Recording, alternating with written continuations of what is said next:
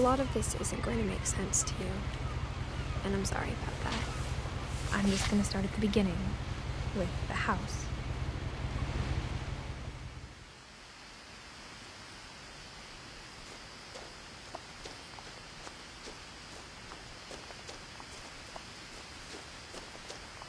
I lived here until I was 11, but I wasn't allowed inside half the rooms.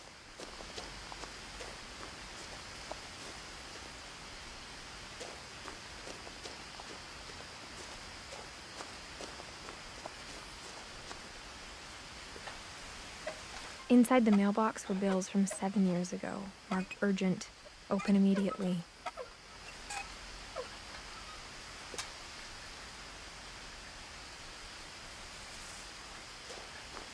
I hadn't been back since my brother Lewis's funeral.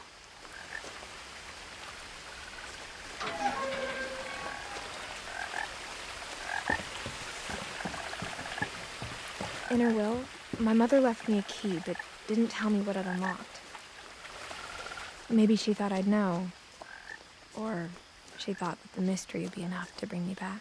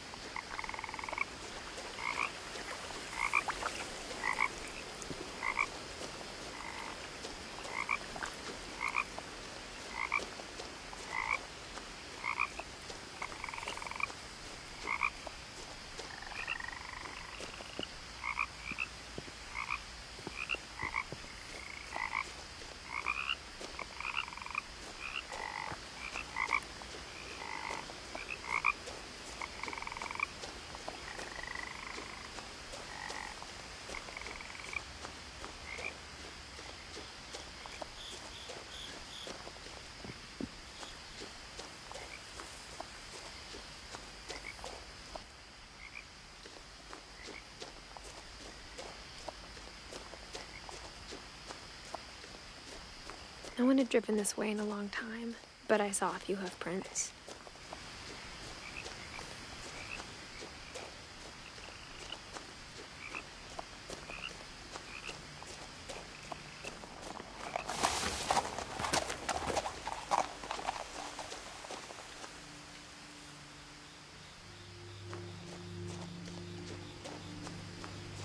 The truth is, even after I inherited the house, I never thought I'd come back to it. But now I had questions about my family that only the house knew the answers to.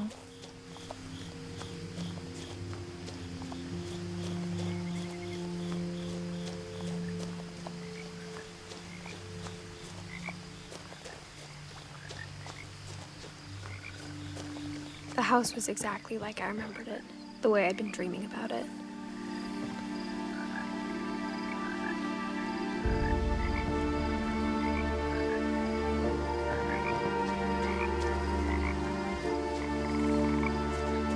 I asked Edie once about the dragon in the pond. She said it had killed her husband. I was 6. It seemed like an odd joke to me even then.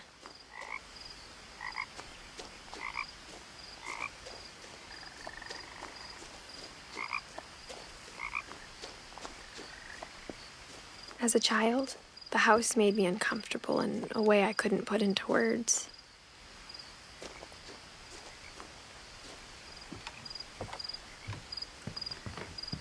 Now, as a 17-year-old, I knew exactly what those words were. I was afraid of the house.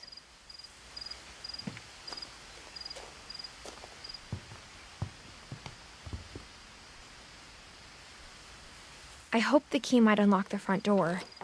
It didn't.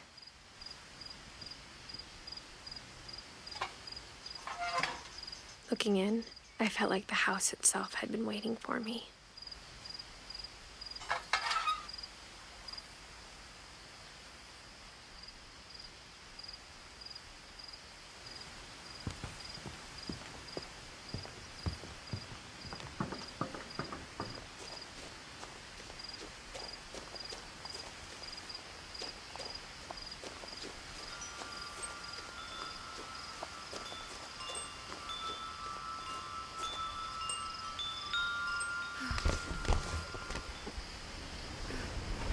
Crawling through the doggy door used to be a lot easier when I was 11.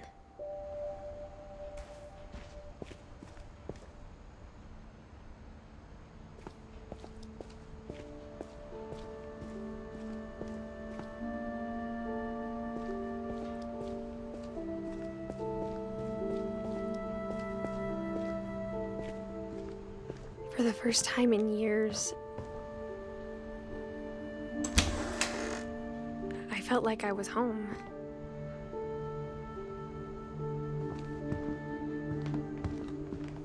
But instead of a family, there were just memories of one.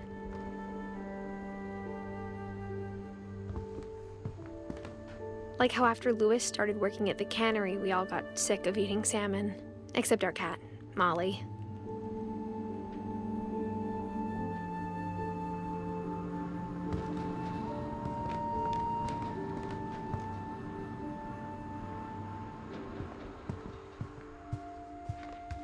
The table was still a wreck from the night we left.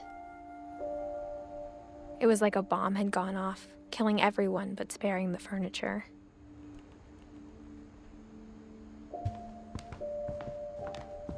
Nothing in the house looked abnormal. There was just too much of it, like a smile with too many teeth.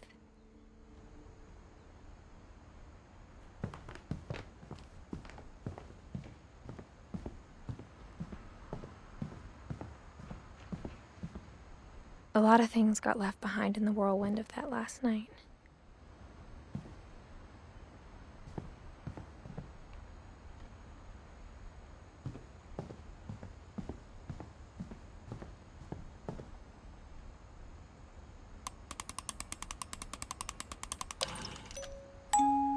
Great-Grandpa Sven built a music box for Barbara, along with the rest of the house.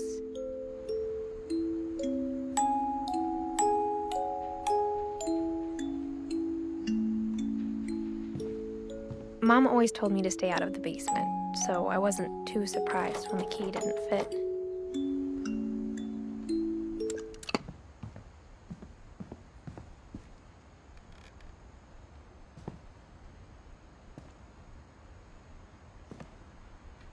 After Milton disappeared, Mom sealed up all the bedrooms. Then Edie retaliated and drilled peepholes.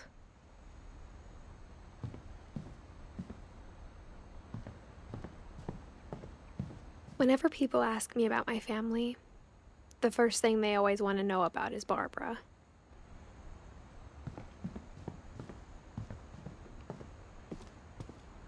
Mom must have locked the third-floor stairs on the night we left.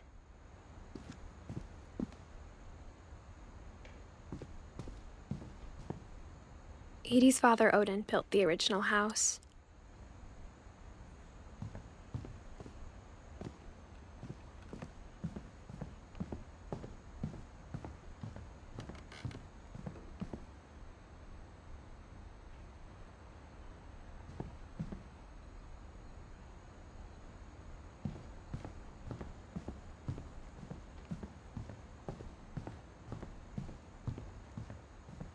I spent a lot of time playing in Great Uncle Walter's room. I think my mom sometimes regretted not sealing it up. Louis told me there were secret passages, but I never believed him.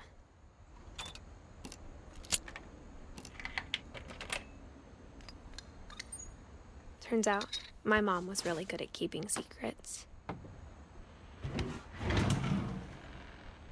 Now it was time to find out what my mom had been afraid of.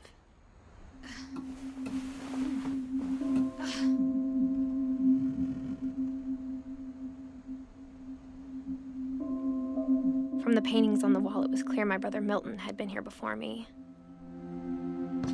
Reading this, maybe it sounds like I had a plan. But I had no idea what was behind that door.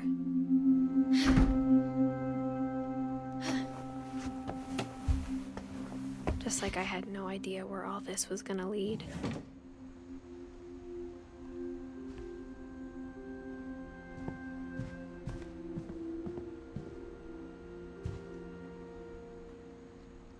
I got the sense Edie had spent a lot of time here, before my mom sealed the doors.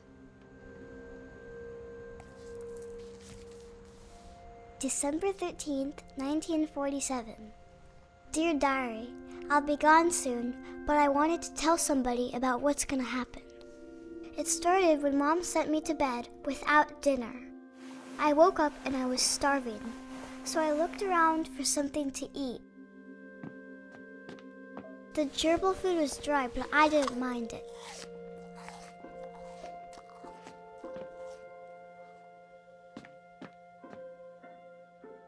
My Halloween candy was all gone.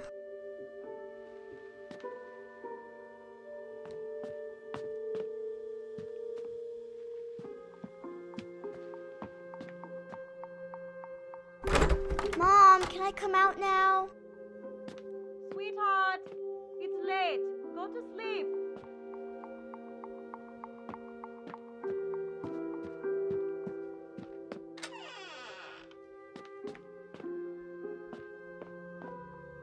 I kept eating and eating.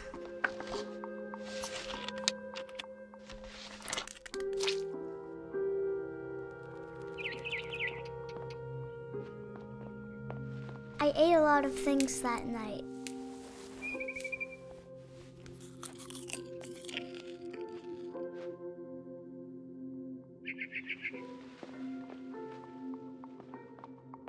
Then I heard chirping outside my window.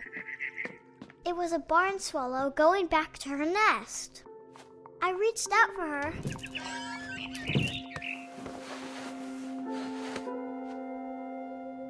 And suddenly, I was a cat.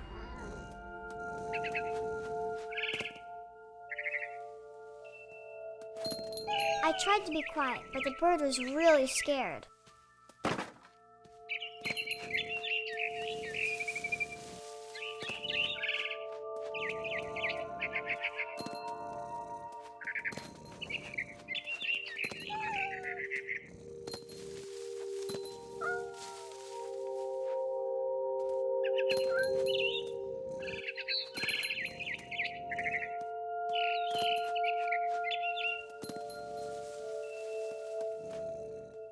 I jumped and I almost got her.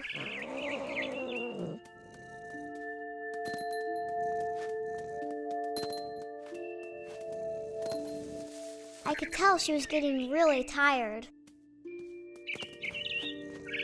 Now I was up in the big tree. I promised Dad I wouldn't climb it anymore. All I cared about was eating that mama bird.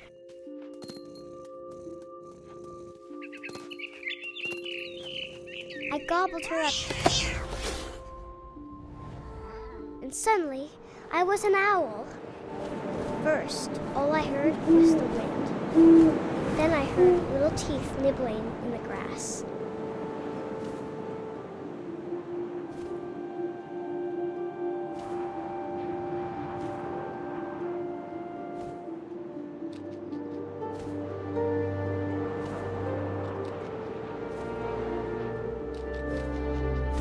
Rabbits.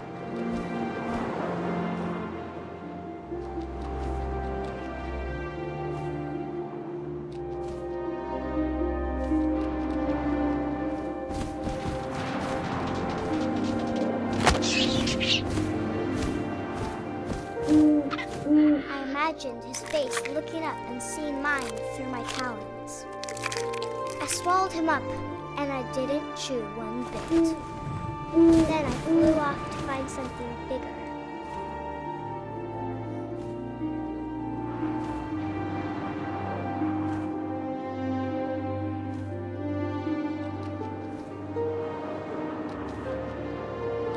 A mama rabbit.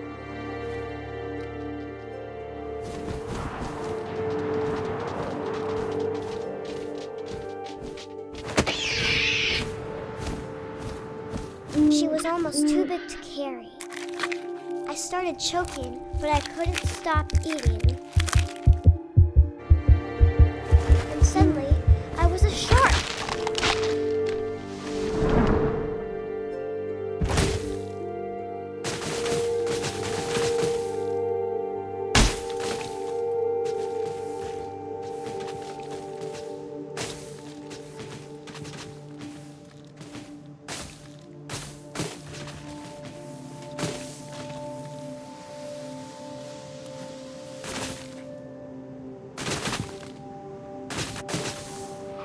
I rolled off a cliff and into the ocean. Now, I was hungrier than ever.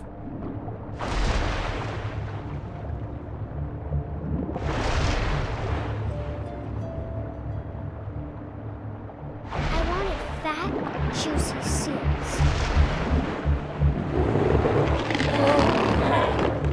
I tore off her flipper, and it tasted really good.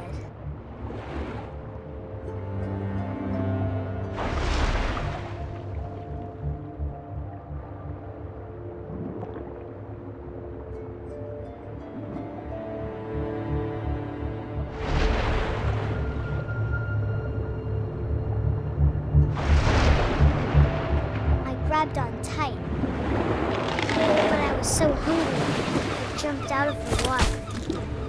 When I opened my eyes, everything had changed.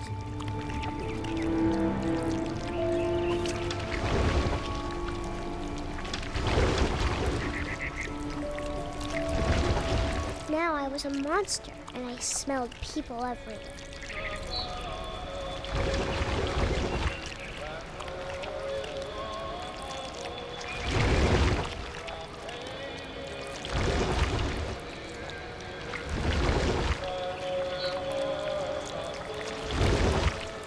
I was big, but I moved real quiet.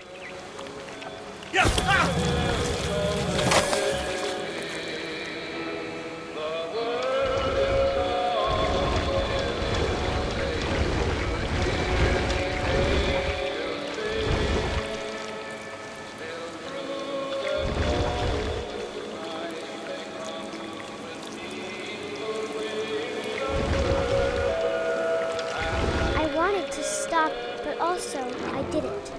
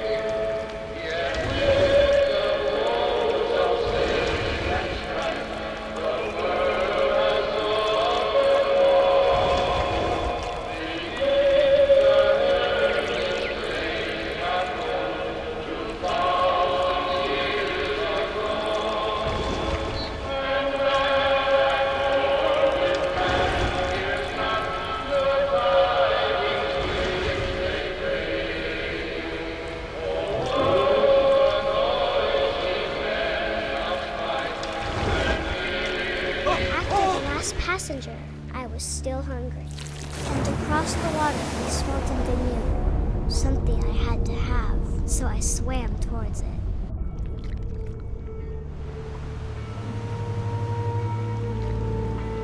I slithered onto the sand, and the good smell went into an old pipe.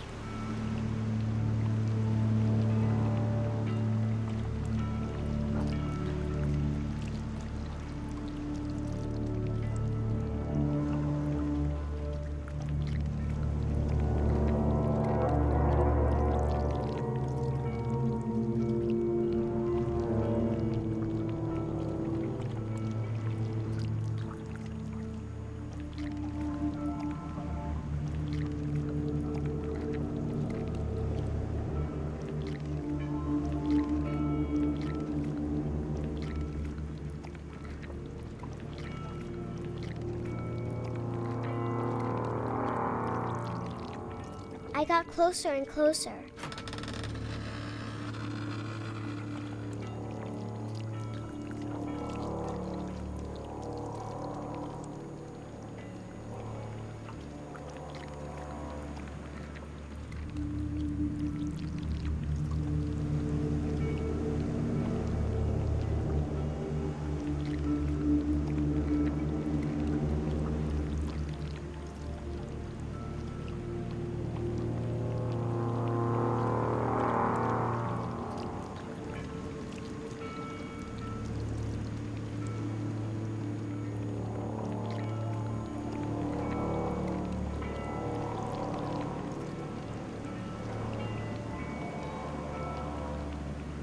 All my stomach started growling. And suddenly, I was me again. I held my breath for a long time, but I couldn't hear anything. I think it's waiting for me to fall asleep. But it's not going to wait much longer. It needs to feed, and we both know I will be delicious.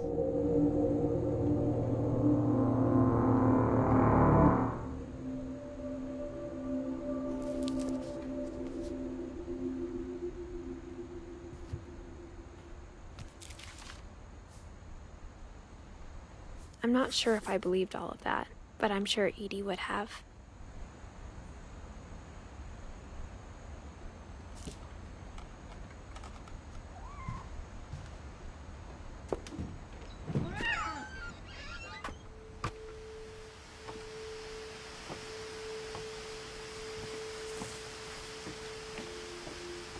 This will be obvious later, but my mom never told me any of these stories.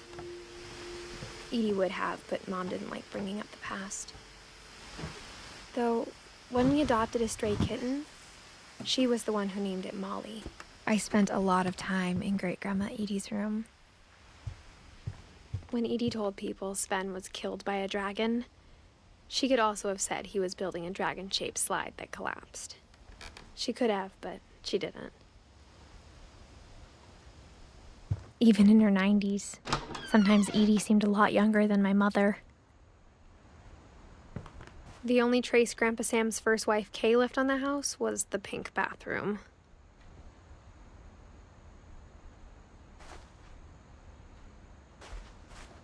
It was a pretty big trace.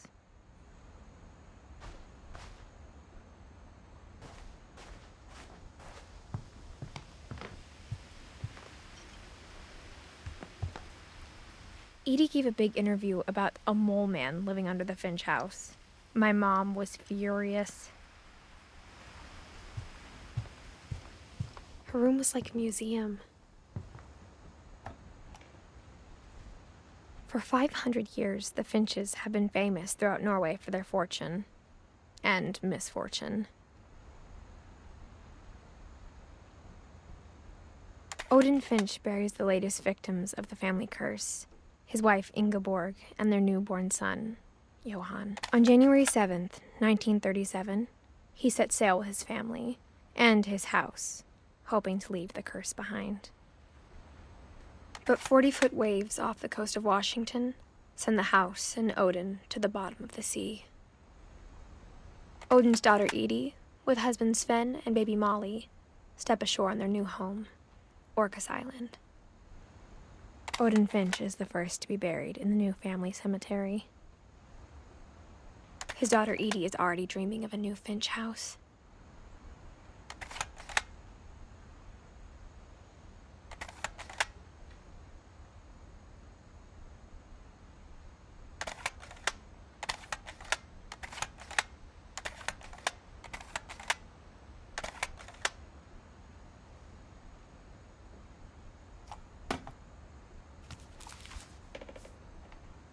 Whatever's wrong with this family, it goes back a long ways.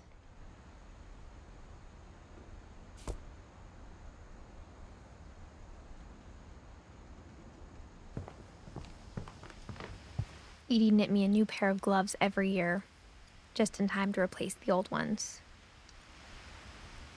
Louis died a week before we left, but Edie had already started to memorialize him.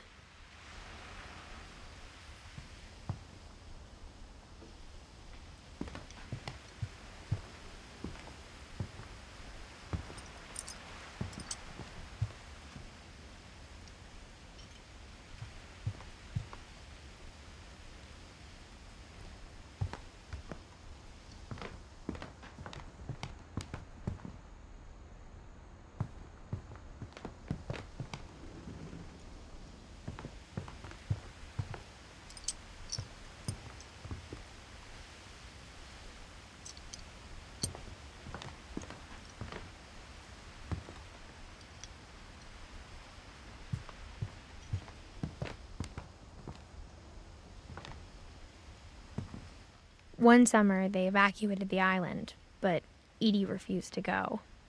For a few weeks, she was a celebrity. I hadn't thought of myself as Edith Jr. for a long, long time.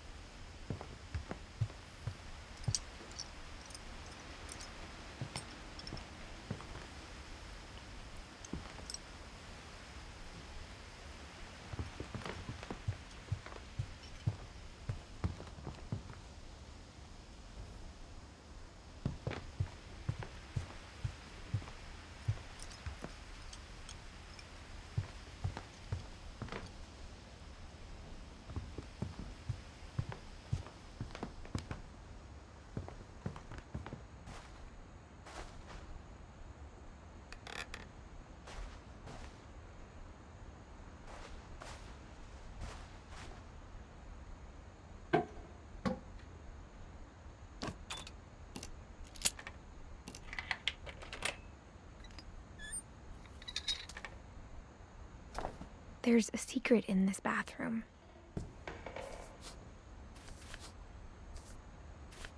It's in the last place you would look. It isn't in the cupboard. It's hidden in this book.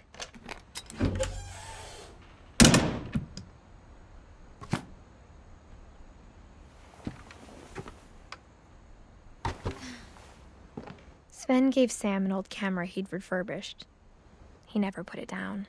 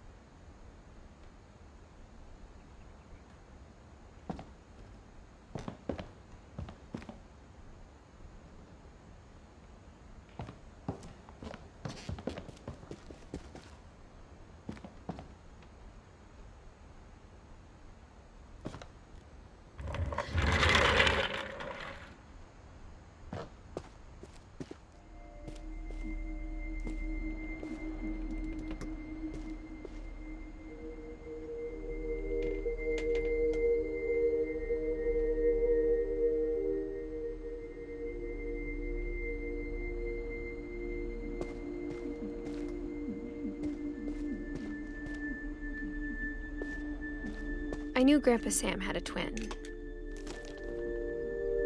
and that he never talked about him. I guess my grandpa didn't like history any more than my mom did.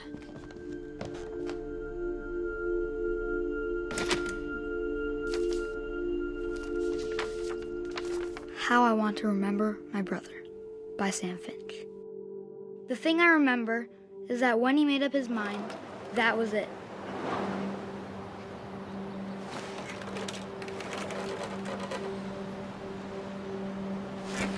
My brother said he'd die before he ate another mushroom, and he did. At Barbara's funeral, we swore we'd never be afraid again, and he wasn't. I think Calvin always wanted to fly. Sam! Calvin! Dinner's ready! Coming! But that day, he finally made up his mind to do it.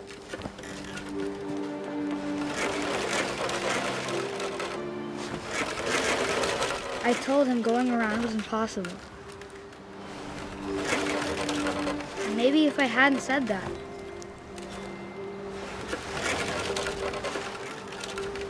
Calvin! I'm not gonna tell you again! maybe if the wind hadn't picked up, then maybe he'd still be here. But I doubt it. I think he'd already made up his mind.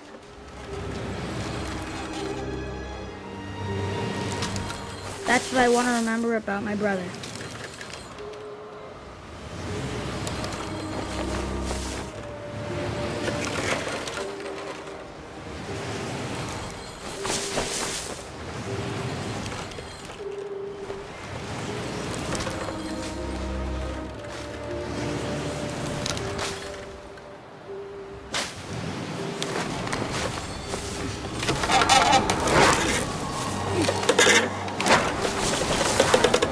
day he made up his mind to fly, and he did.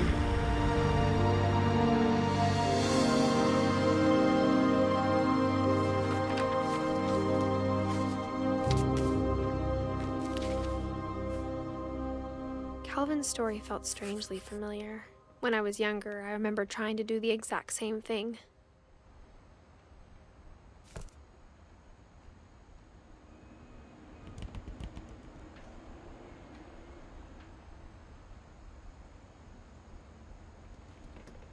After the funeral, Edie roped off Calvin's half of the room.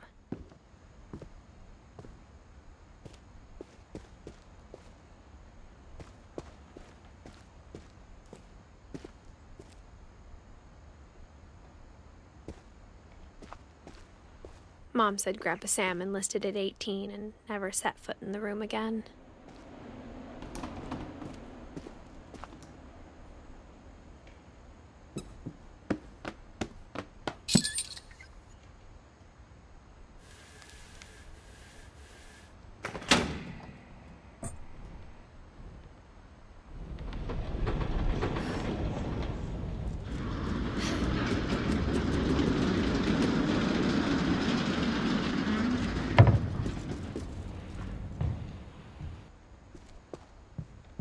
The passages were a pretty tight fit.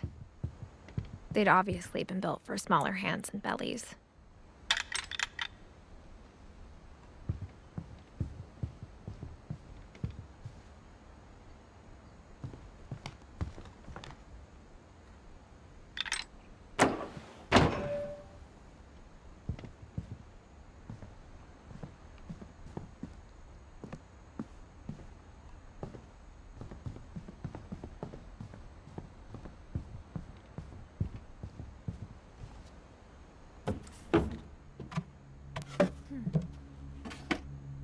Growing up, I always thought of Barbara as a child star.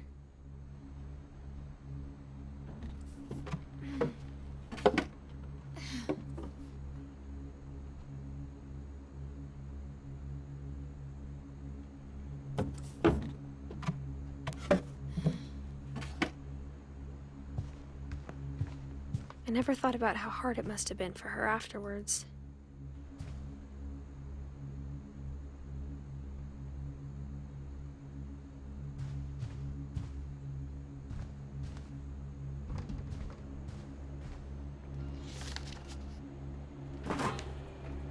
Of all the stories people wrote about Barbara's death, I'm surprised Edie saved this one.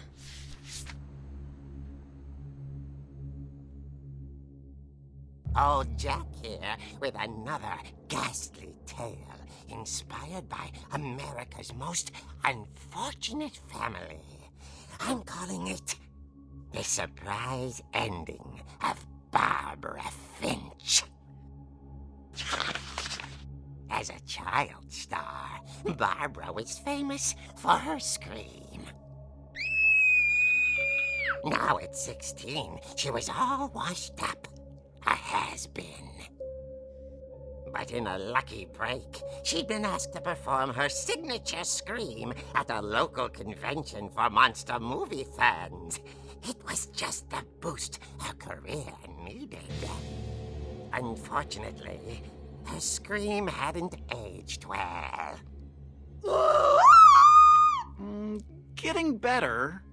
I think you just need the right motivation.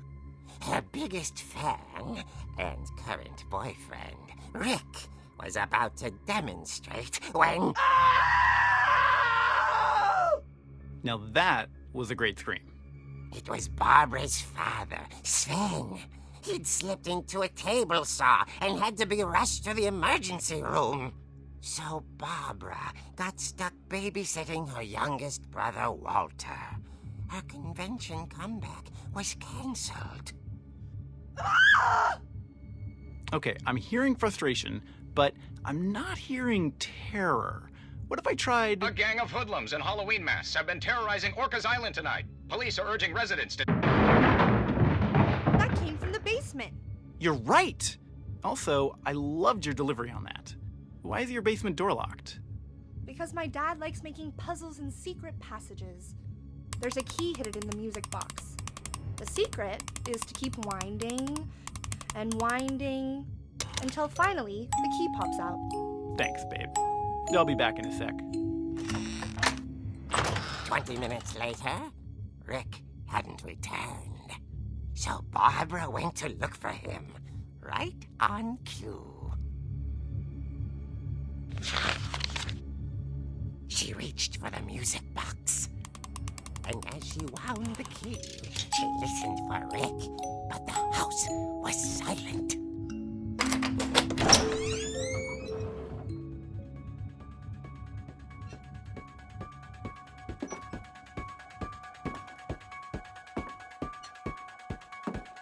She found Rick's crutch and imagined the worst.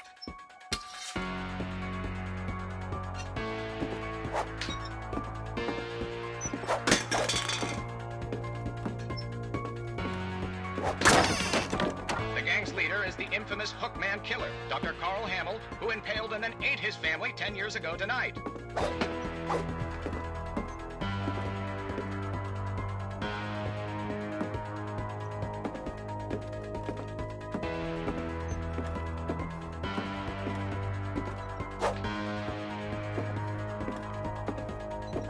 The old fridge rattled and grew still.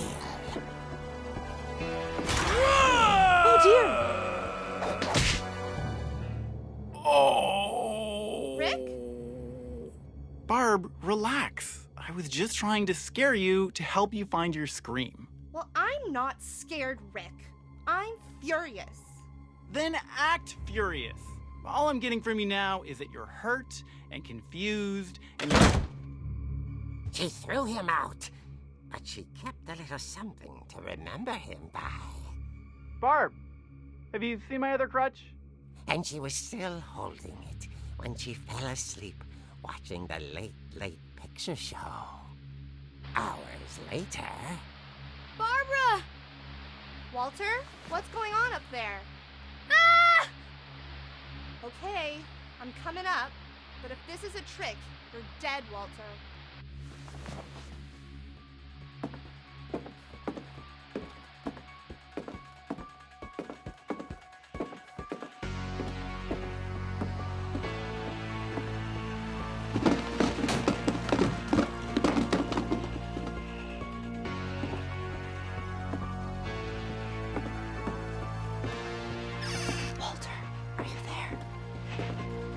Walter had vanished, but his bedside radio was still on.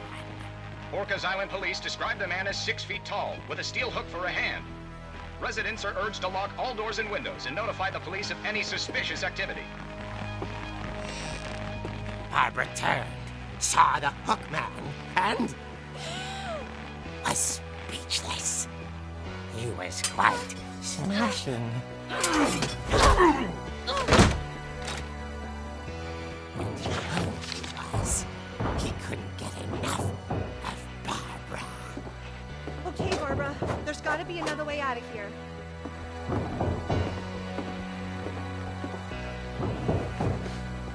That night, she played her part beautifully.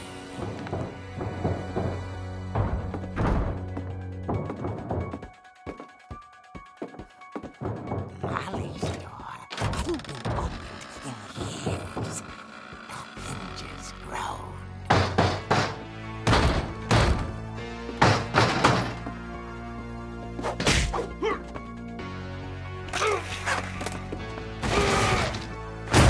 He wasn't moving, but she sensed the story might not be over yet.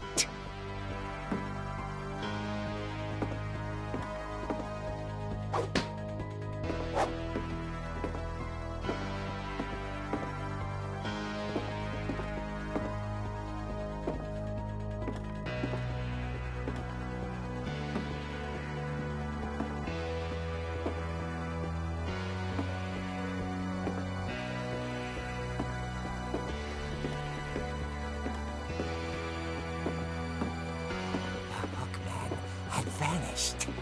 She listened for his breathing, but all she heard was...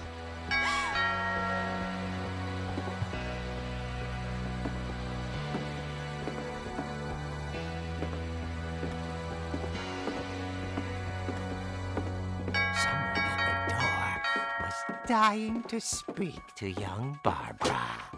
At the door, she heard whispering.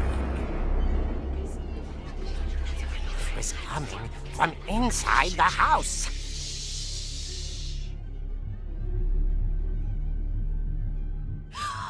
Oh dear.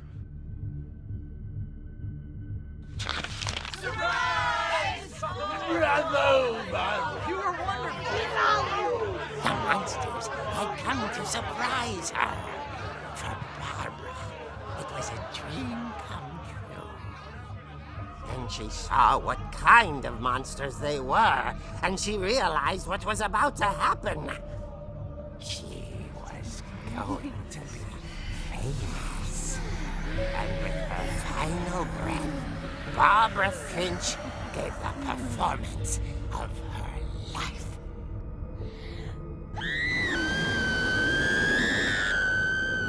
I wasn't there myself, but I hear Barbara was magnificent. Poor girl. She had a taste for stardom. But unfortunately, so did her fans. Of course, the police blamed it all on poor Rick, who disappeared the same night. And little Walter, hiding under his bed the whole time. He took it all pretty hard, but that's another story. As for Barbara, tucked inside the music box is all they ever found of her. Her ear. Now that's what I call a real eerie tale.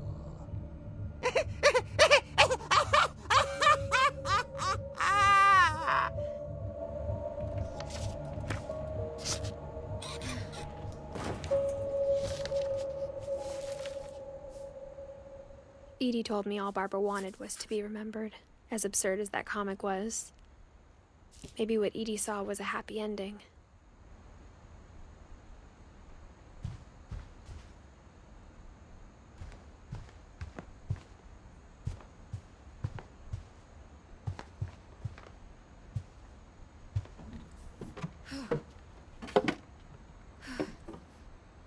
I guess now I know why Mom didn't like me playing with the music box.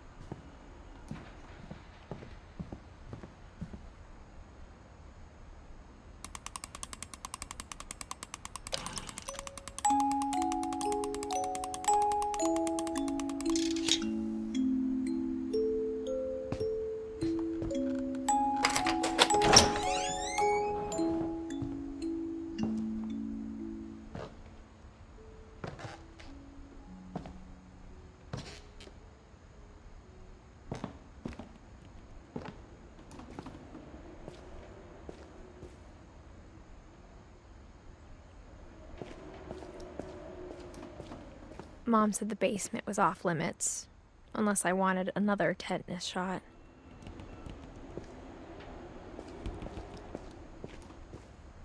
I saw Edie sneak down to the basement once, carrying packages. I thought maybe she was hiding presents.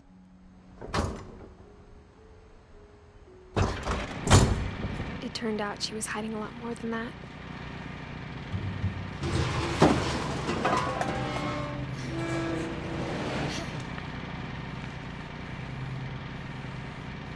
I remember asking Mom once about where Walter had gone.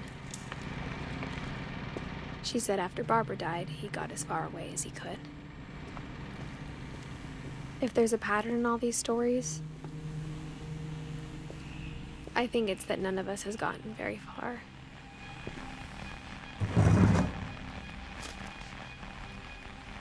Goodbye, everyone. I can't believe I've been down here for 30 years. On that first day, after the shaking started, I didn't think I'd survive a week.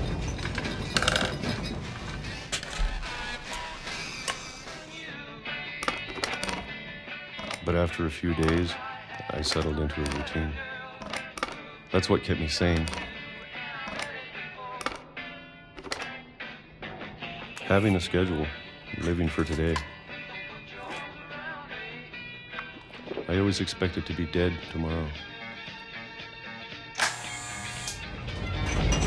But if you wait long enough, you get used to anything.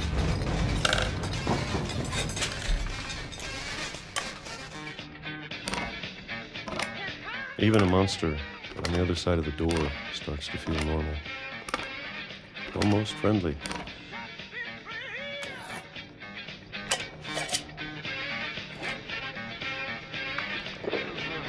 And then one day, everything just stopped. Whatever that thing was, it was gone. Maybe it got tired of waiting. Or maybe I just got tired of being afraid.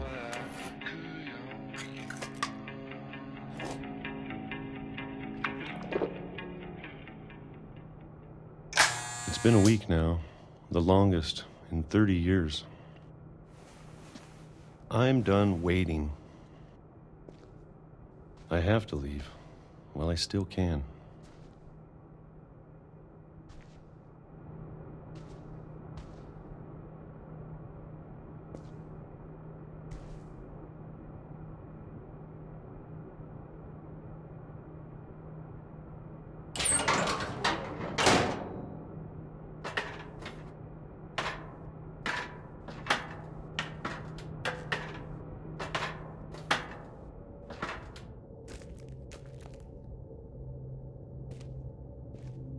I know it's out there, somewhere.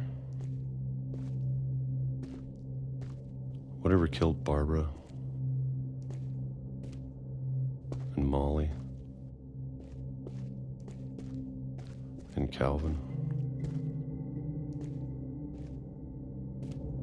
Maybe this is all a mistake. But I need to stop living the same day. Even if it kills me.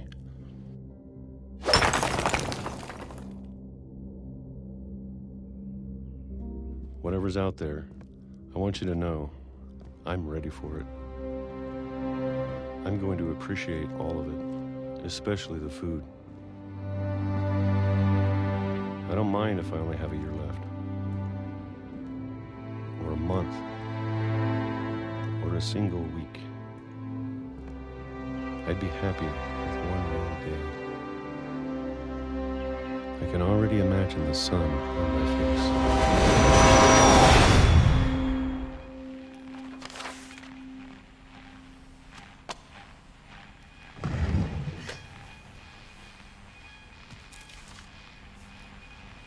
Walter died when I was 6. I can't believe my mom never told me he was down here. I'm sure my mom was trying to protect me.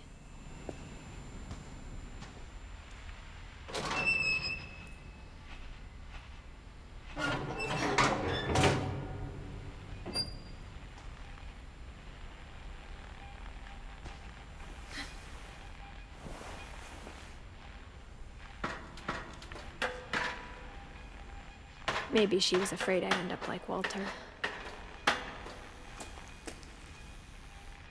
But if she never told me about an uncle under the house, I can only imagine what else she was hiding. I don't want to make the same mistakes she made, trying to bury something that's still alive. Now that there's only one of us left, or maybe 2, I thought it was time I heard the stories for myself and found out what happened to everyone else. But now I'm worried the stories themselves might be the problem.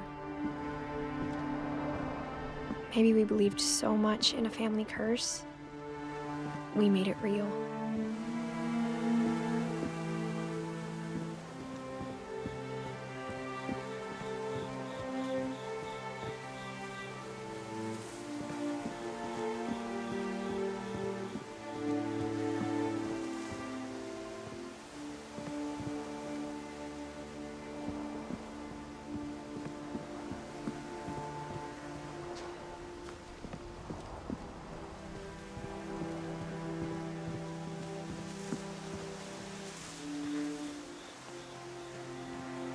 I don't know if I should even be writing this.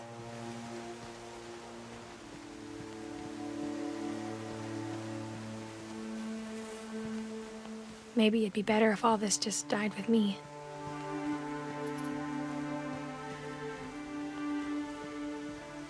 But I thought you should know about your family.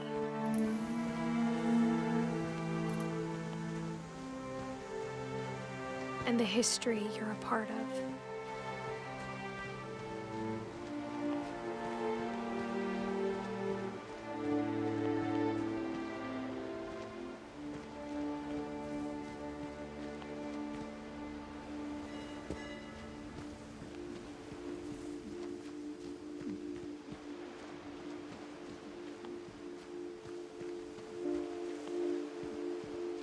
Though to be honest, I feel as lost as you probably do right now.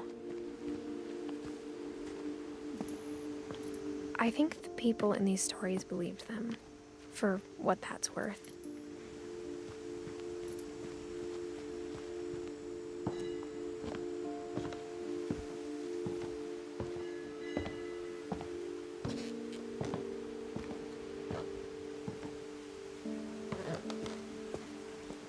When you look at the house, that history of imagination and stubbornness and madness, any of it seems possible.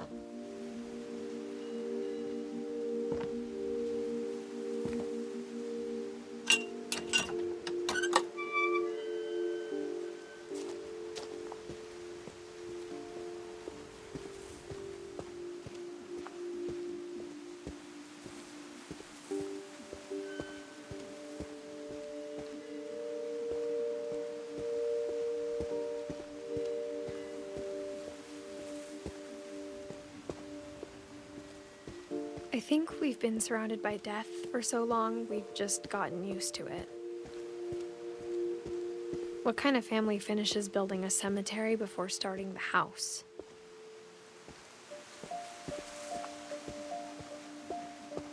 It's embarrassing for me to admit this, but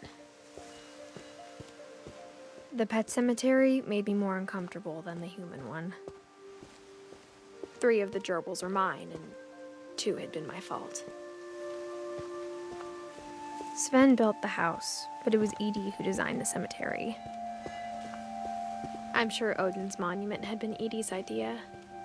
My mom was always trying to move on, but for Edie, the past never went away. She could see it poking out of the water at low tide.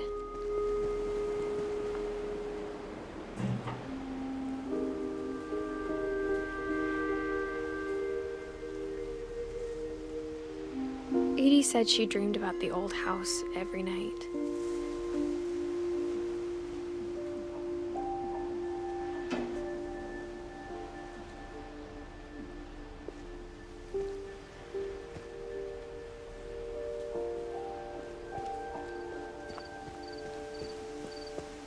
Edie's side was always easier for me to understand.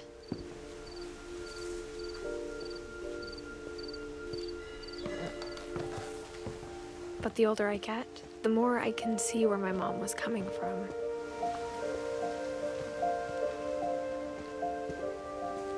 She lost 2 of her brothers, just like I did.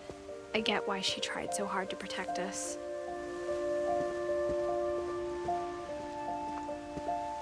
There's so many things I wish I could ask my mom now. Part of me thinks this is what she wanted all along.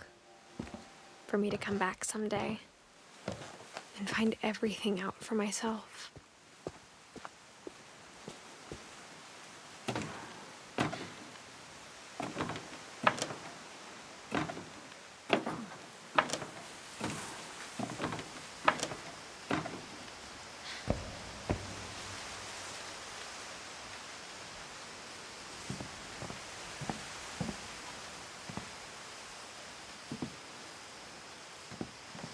But looking back on it now,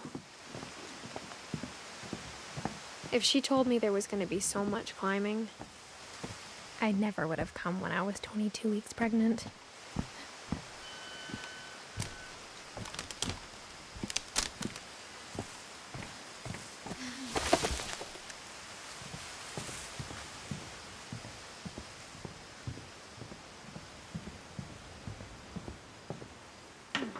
I never met Grandpa Sam, but I think he and my mom had a lot in common.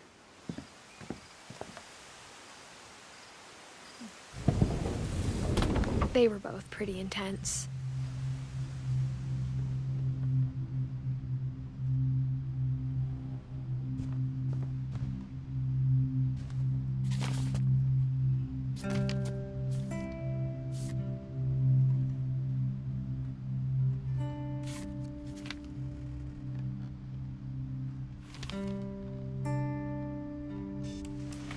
Dawn, I promise, you'll never forget this weekend. Yes, sir. These memories are gonna last a lifetime. Am I gonna have to shoot anything? It's a hunting trip, Dawn. Shooting is strongly encouraged. What? Perfect. It's gonna rain the whole weekend, isn't it? Please just take the damn picture. Hey, language.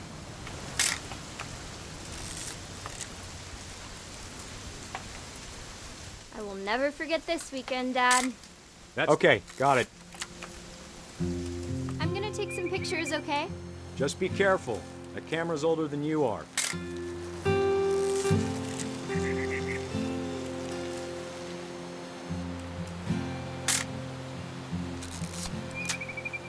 You're right, Dad. It's starting to clear up. Still freezing, though. Definitely should not have drunk all that coffee. Hey! That's a keeper. I'm just saying, I'm not always gonna be here, Dawn. You'll need to remember this stuff, if you want to survive. I'll be fine, Dad. You know who else thought he was gonna be fine? Some guy who died. Dawn, I'm being serious. I know, Dad. You're always serious. Doesn't being out here make you want to chill out? Well, to tell you the truth, I haven't been out here in 20 years.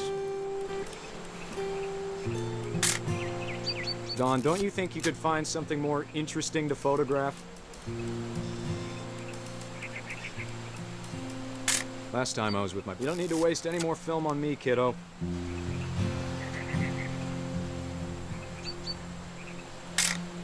Your grandpa Sven taught us how to fish, how to build a fire. We found an old logging trail. There were deer everywhere. I bet if I could remember where that trail was, we'd spot a buck for you in no time. Give me a minute to check the map.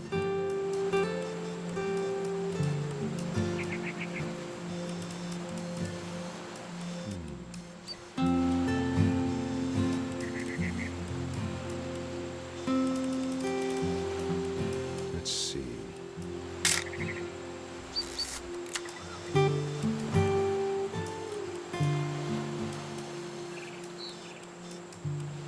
Maybe.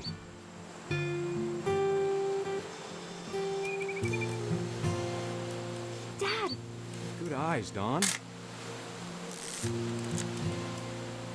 Before you take the shot, let me get a picture of you. Dad, I... Let me get behind you. Do I have to do this? Dawn, you don't have to do anything. But if you want to survive, you'll need to be strong.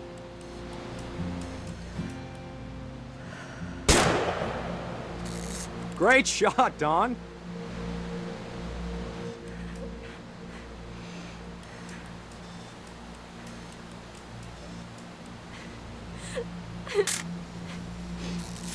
I'm proud of you, Dawn. Always remember that, okay?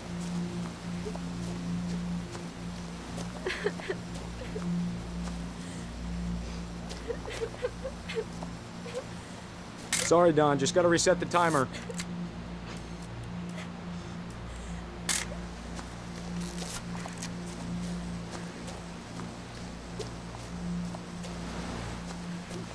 Dad, it's twitching.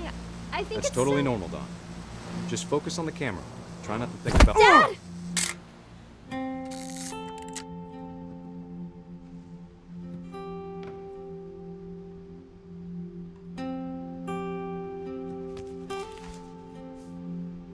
Of all these stories, that's the one I wish most that my mom had told me.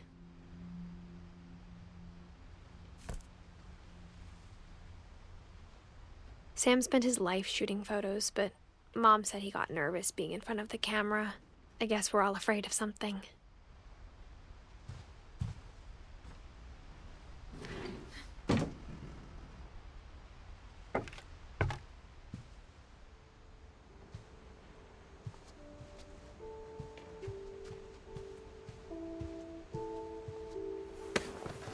After Sam died, my mom and Edie got really close. They'd both lost a lot.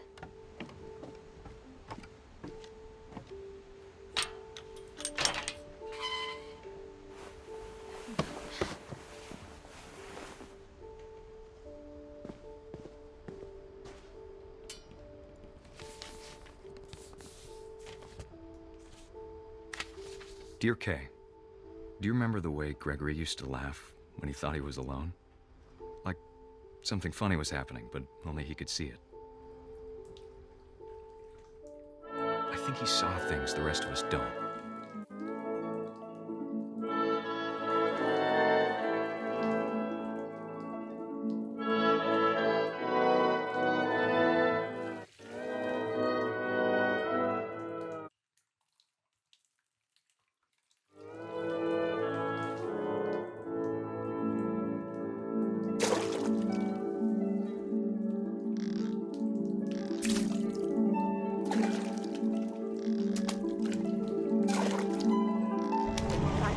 Gregory, it's time to...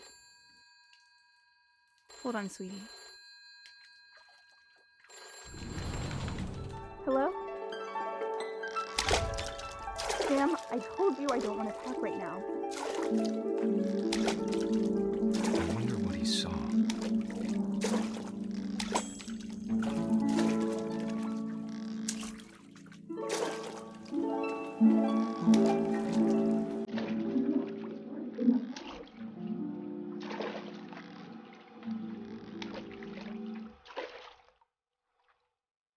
He reminded me so much of Calvin. Lost in his imagination. Whatever it was, he saw.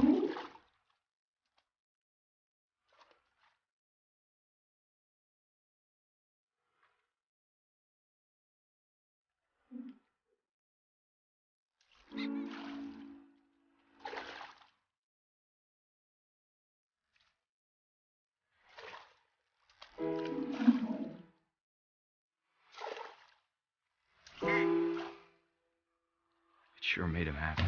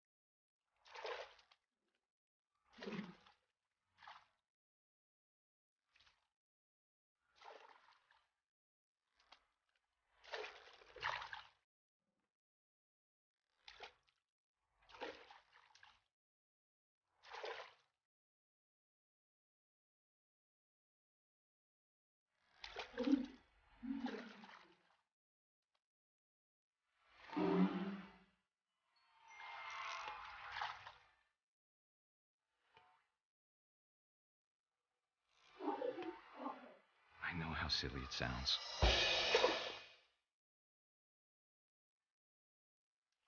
But I worried about a baby being too happy. But I could feel him slipping away. Sorry about that, Gregory. I know you did everything you could. Maybe if I hadn't called that night.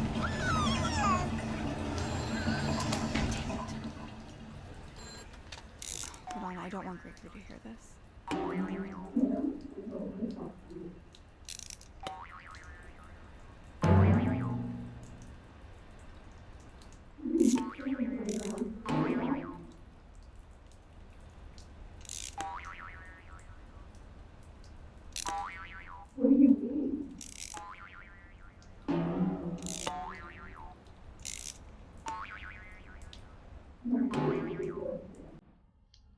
wish he could have told us about the world he saw.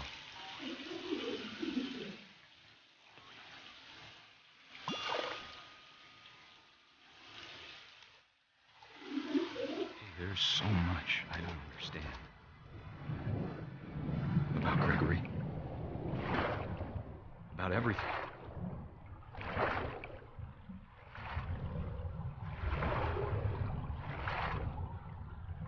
But I know what happened wasn't your fault.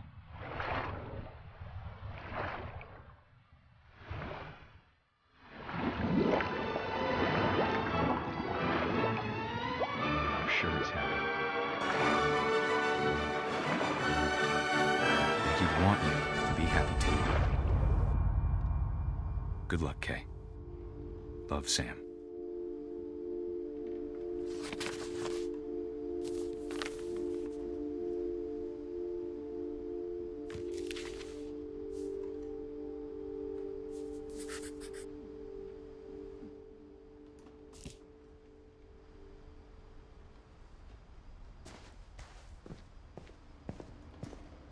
I can't imagine my mom ever writing poetry, and yet... A poem for Gus, who always said the wedding was a bad idea. Our father never hit us kids, at least not very hard, before the day my brother said with teenage disregard that he'd be dead before he'd see a wedding in our yard.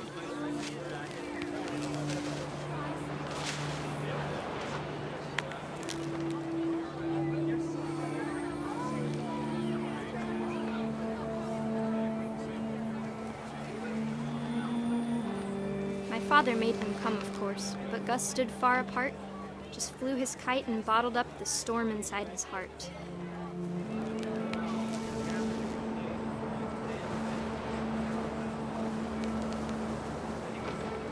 I tried to talk him out of it, but though he'd never met her, we don't need a stepmom, were the words that I now pronounce you husband and wife.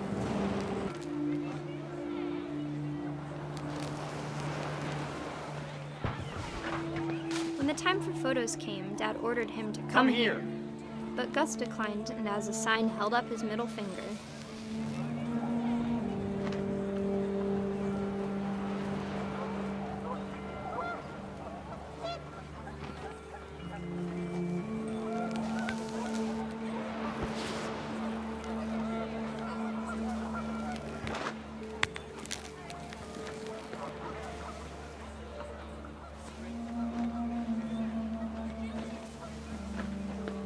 The wind picked up, and panicked geese appeared and quickly went. But all the humans did that day was go inside the tent.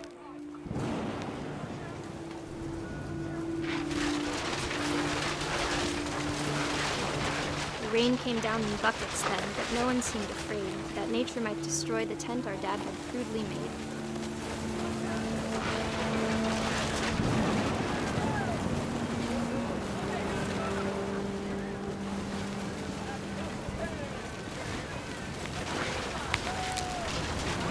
Thunder sounded much too close and full of angry power.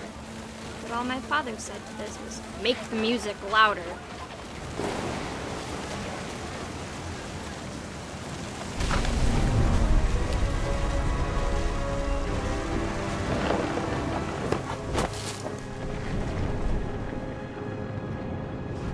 I wish that I could truly say I thought about you on that day. Out there on the beach alone, just you, the wind, the sea, and foam. But I didn't, until we found you.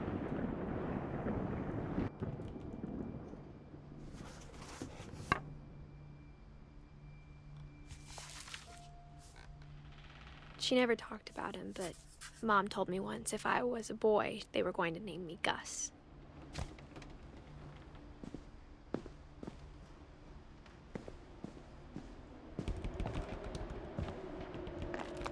My mom moved up to the loft after her brothers died.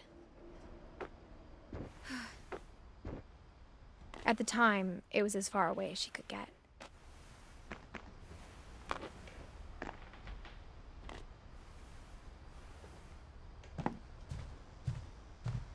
She spent a summer building houses in Calcutta, where she met my dad, Sanjay.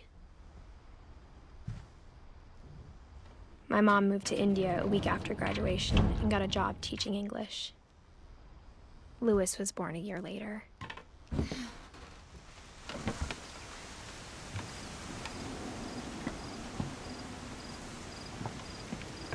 When my dad died, I don't think Mom knew where else to go. I'm sure Edie was happy to have her back. The house had to get a little bigger, but Edie was used to that. And for a while, things were good. Almost normal, but it didn't last.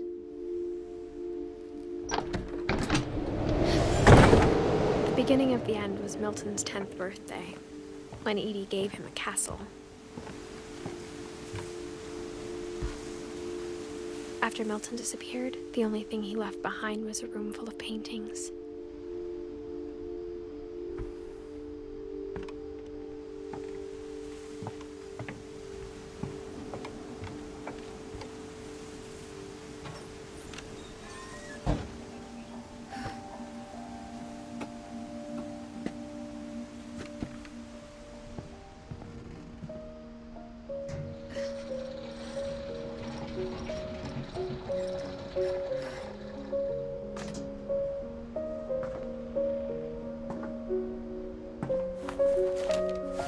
Milton Finch in The Magic Paintbrush.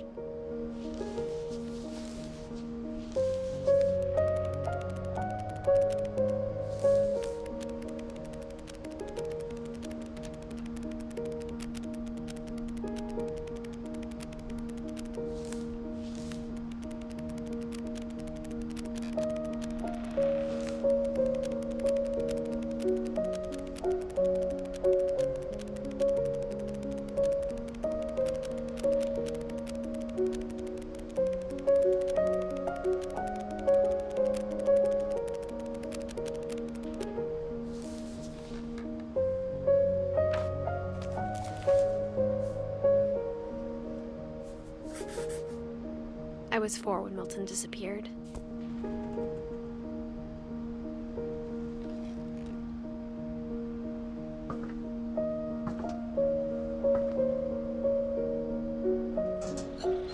Mom spent months searching for my brother. Then she sealed the doors.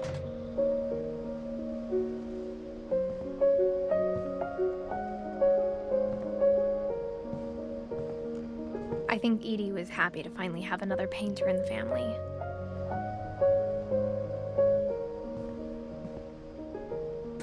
Whatever Milton had found in the house, Mom didn't want it getting out.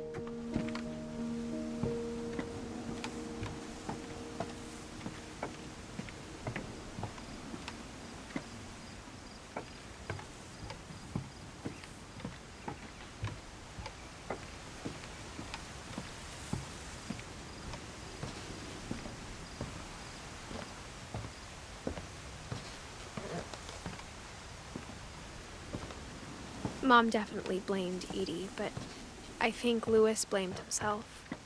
After he graduated, he just spent more and more time in his room, until Mom got him a job at the cannery.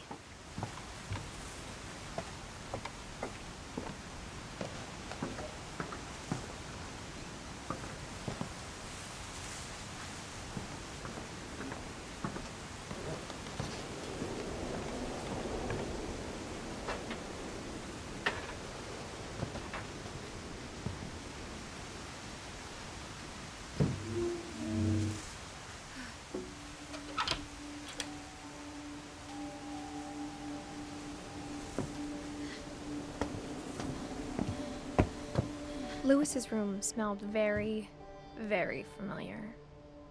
That part of him lived on.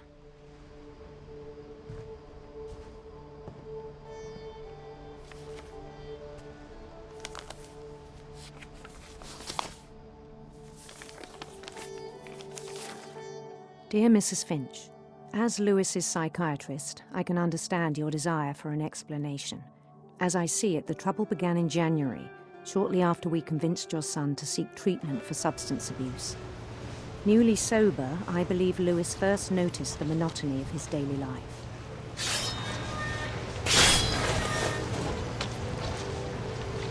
He kept working at the cannery. but he withdrew part of himself. In our sessions, I saw the same behavior. His mind began to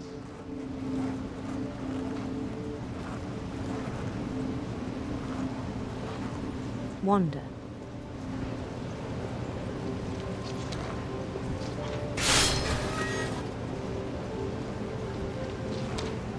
I asked him to describe it.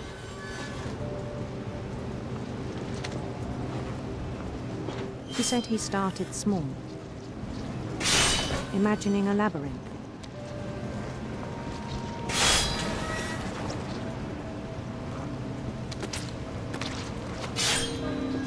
He'd feel his way about.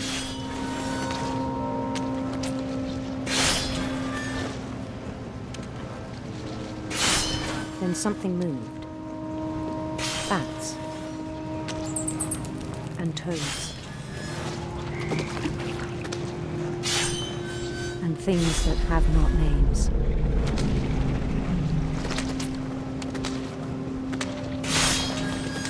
He knew it was all in his head.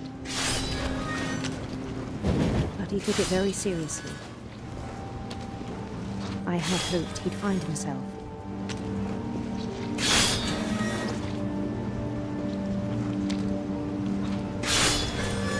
But he found something more. I worried about him then.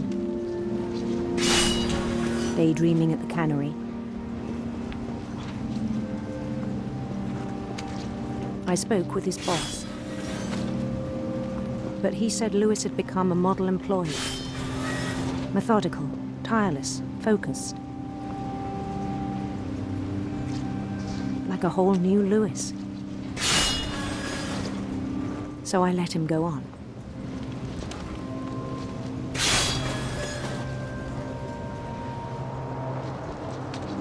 I even encouraged him.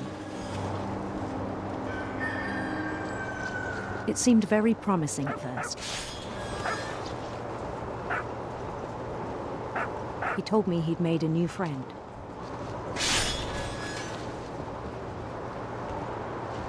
On the edge of a city he named Lewis Topia.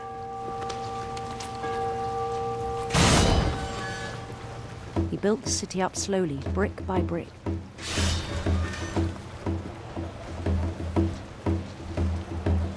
Then he made musicians.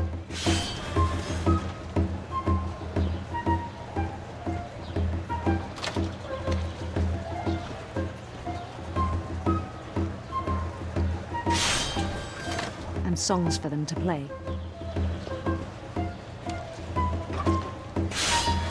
He talked about starting a band.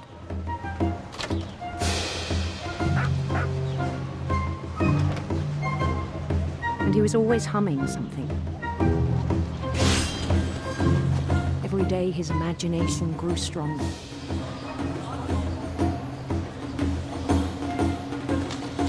He no longer spoke at the cannery.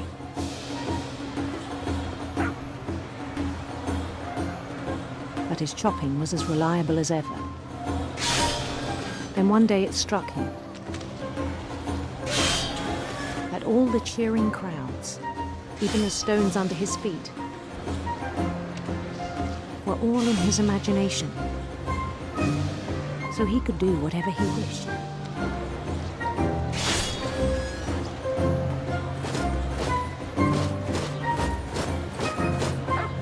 He held an election for mayor. And he won. They begged him to stay, but his mind was already wandering. It became a game for him.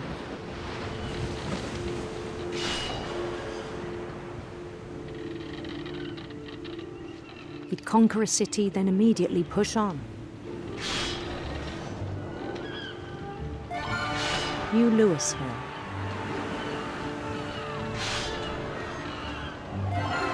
St. Louis. He started drifting away from our reality.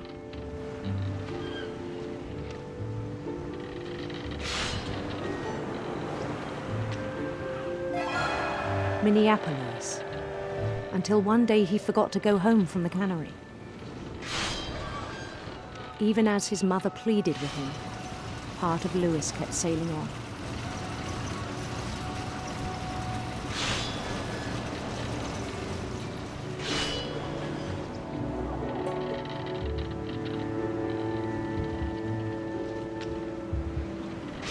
In Louisburg, he heard rumors of a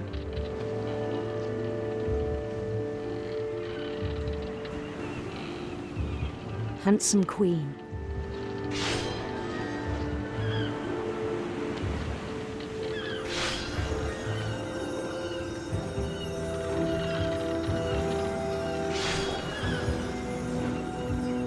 The queen was on her own quest for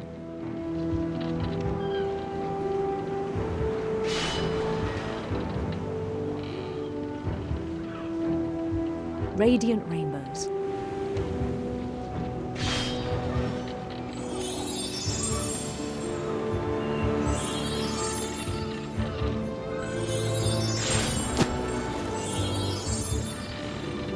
He followed the sound of her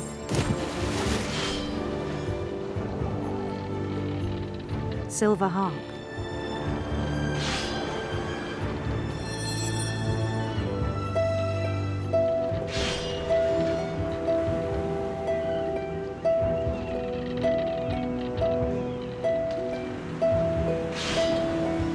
His chase led him to a golden palace east of the sun and west of the moon.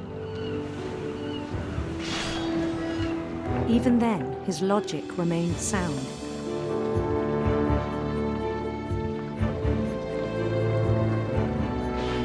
He knew the world was all in his imagination.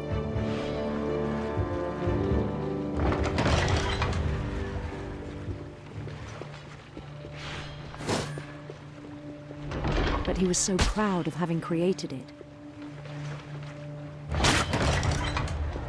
In his own eyes, he'd become something greater than a king.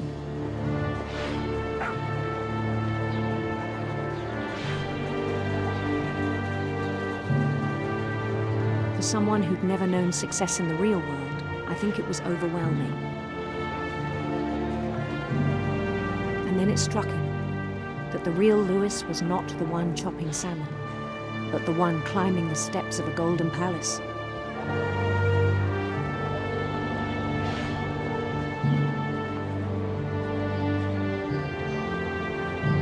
My imagination is as real as my body, he told me. It was hard to argue with him.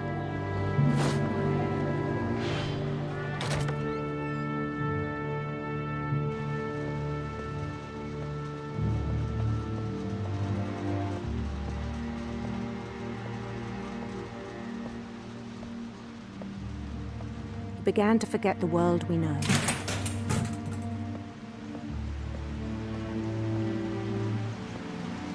I think it pained him to remember Louis, the cannery worker.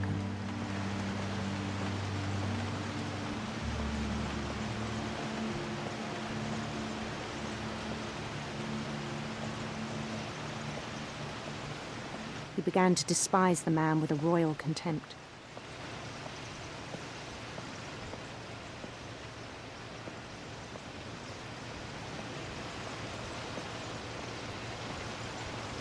I still thought I could save him.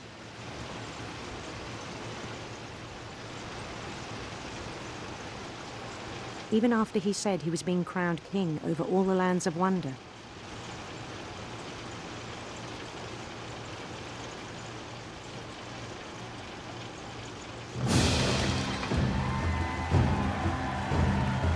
The palace would be packed with his companions.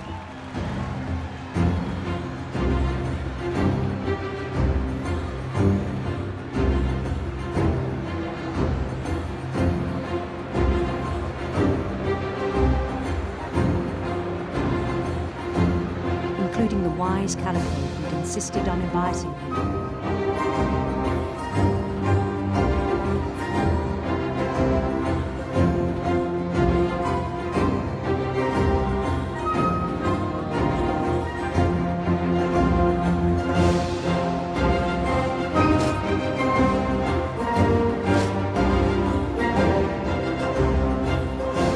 Queen waited, holding his crown.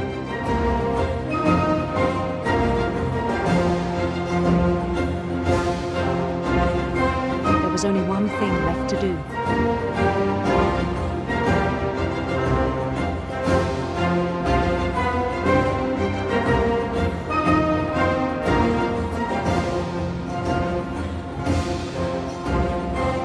Bend down his head.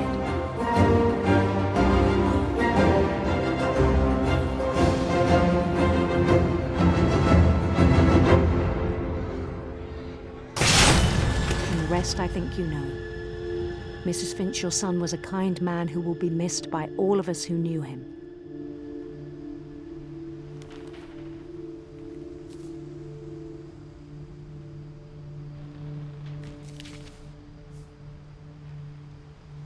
My brother was really cool.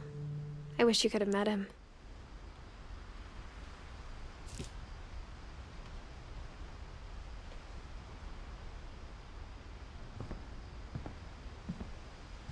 He was so proud of being Indian. I think for him, it was a way to be something other than just a Finch.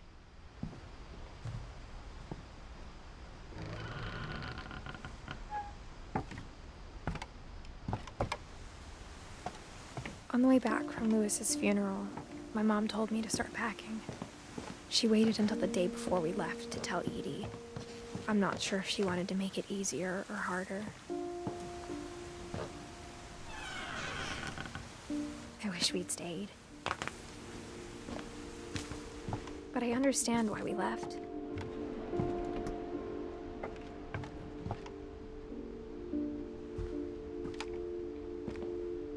My mom ended up leaving everything behind.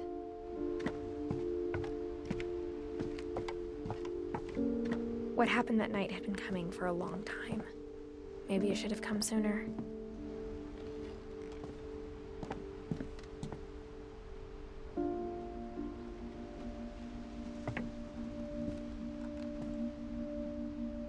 But it had to end one way or another.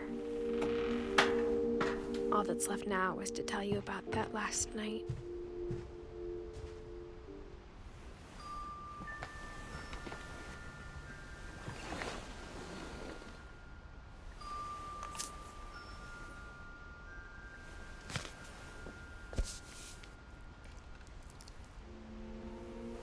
That whole last day, Edie just watched us pack and didn't say a word. Until supper, when she raised her glass and said, "To our final night together, and all our final nights apart." Grandma, you know what I said about alcohol. Some of your medications are very Edith, specific. I left a present for you in the hallway. Why don't you go open it? The grown-ups have to argue now. I'm sorry, you're right. We're all leaving tomorrow. Let's just enjoy our last... I'm not leaving. Edith, you're excused.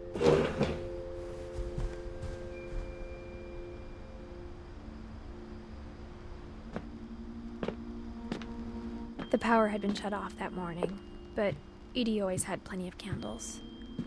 When my mom sealed the library, I don't think she knew about the other entrance, or that Edie had a key to it.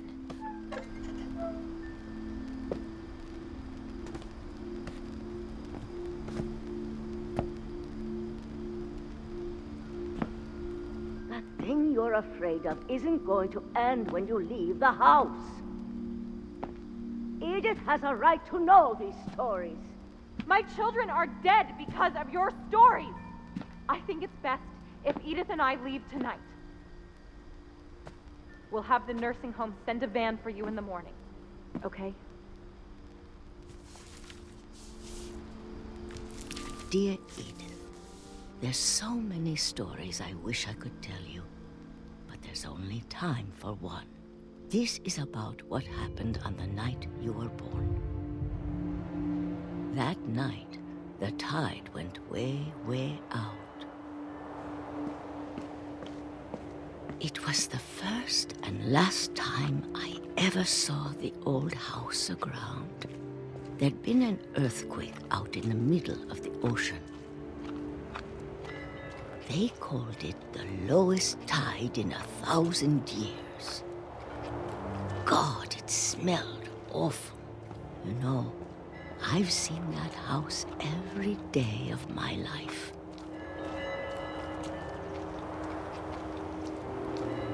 But I never thought I'd go back to it. When the fog rolled in, I lost my way.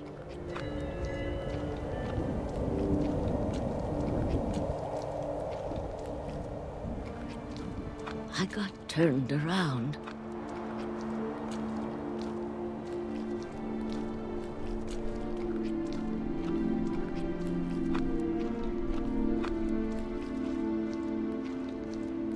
I started seeing things.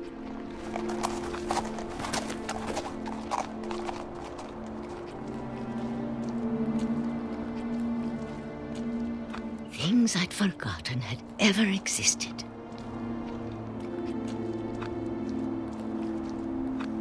But when I saw them, they felt like old friends. That night, a lot of things came back to me. Or maybe I came back to them.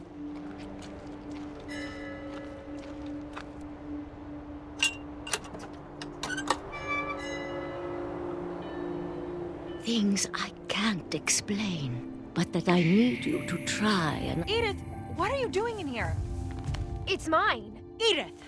Mom, you're gonna rip it! Let go! I kicked and screamed, but Mom dragged me to the car. I never saw Great-Grandma Edie again.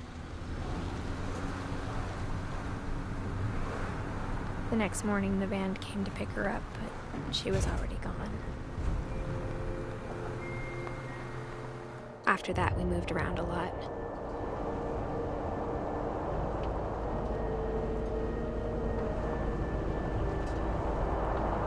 We both tried to make the best of it.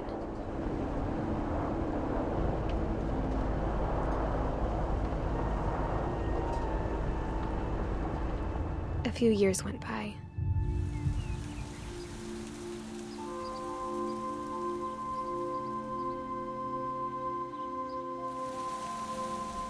My mom didn't like to talk about it, but she started getting sick a lot. The rest happened pretty quickly.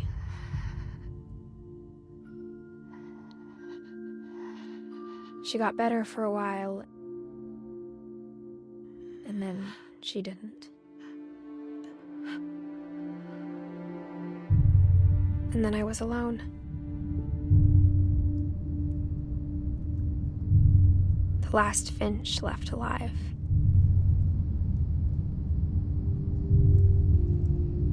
Until I found out about you. I'm still not sure what to tell you about all this. If we lived forever, maybe we'd have time to understand things. But as it is, I think the best we can do is try to open our eyes. And appreciate how strange and brief all of this is.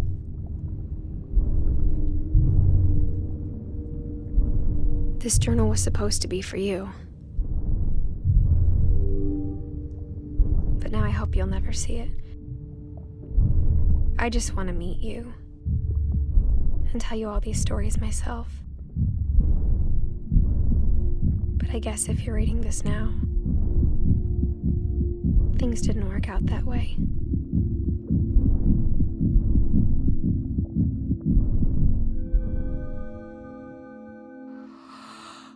This is where your story begins. I'm sorry I won't be there to see it. It's a lot to ask, but I don't want you to be sad that I'm gone. I want you to be amazed that any of us ever had a chance to be here at all. Good luck.